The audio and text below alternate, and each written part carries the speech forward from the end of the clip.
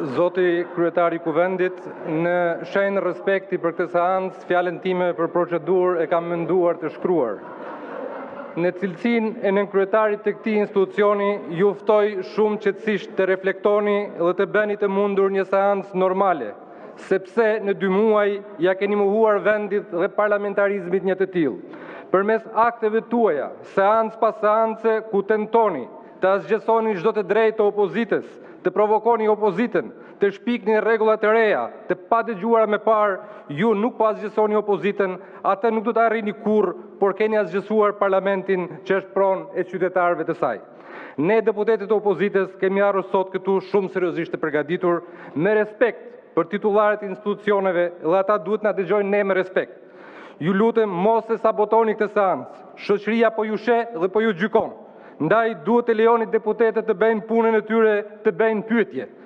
Ashtu siç kanë bërë 35 vite në këtë sallë. Pyetja nuk është mekanike.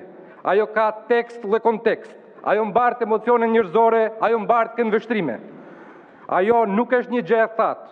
Ajo përfaqëson interesin e qytetarëve.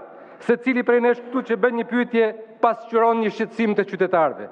Prandaj qytetarët kanë të drejtë të kuptojnë shqetësimin dhe pyetjen që buron prej tij. Nëse na mohoni këtë të drejtë, ju fyeni qytetarët, por fyeni edhe titullarët e institucioneve dhe fikni parlamentin.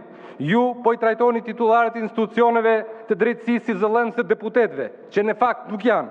Me çfarë të drejtë ju i kërkoni atyre të bëjnë prezantimin e pyetjes së deputetëve dhe prezantimin e përgjigjes. Përndryshe i bie që titullarët të na përgjigjen me shkrim, na përgjigjen me post, nga dikush nga sekretaria e Kuvendit të lexojë në vendin e tyre, ose t'i lexojmë ne deputetët. Pra, ky është arsyetimi nga e kundërta. Nëse seanca bëhet që dëshironi ju, në kundërshtim me rregulloren, ajo është asgjësimi i traditës 35 vjeçare të respektuar nga ne dhe ju, kushdo që ka administruar Kuvendin, nga Pjetër Arbnori të Sërvetllumi, nga Jozefina Topalli të Ilir Meta, nga Gramoz Ruçi, Lindita Nikolla apo Elisa Spiropali.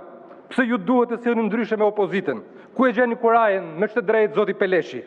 Unë e kuptoj që të gjithë ju jeni në efektin e ngjarjeve që veti keni gatuar, por Parlamenti i Shqipërisë nuk është pronë e Partisë Socialiste, nuk është spitali që fashon plagët e korrupsionit. Përndryshe mos harxhoni drita, ujë dhe roje, mblidhuni një herë në 6 muaj si Haxhilleshi, se jeni fare pranë tij. Ju ngrini vetëm kartonat dhe kështu kursejmë shpenzimet e kota në një kuvend që ju qartësisht nuk doni që ai të funksionojë. E në fund me lejoni t'ju kujtoj se në fillim ju zgjohet si kryetar kuvendi, por më njëherë ju shndërruan në lajmetar, siç thuhet në gjuhën e bukur turke, në haberçi. Ju lutem sadopak përpiquni të riktheheni kryetari i Kuvendit. Kjo pjesë këtu ju don përsëri ju si haberçi. Përndryshe ju sjell në vëmendje se për të ndërtuar një portret të ndershëm dhe korrekt në detyrën, njeriu mund të mundohet gjithë jetën.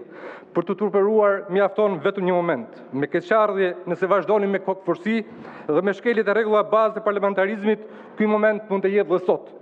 Edhe një herë qetësisht reflektoni zoti kryetar, sepse jeni më shumë se sa gabim. Faleminderit.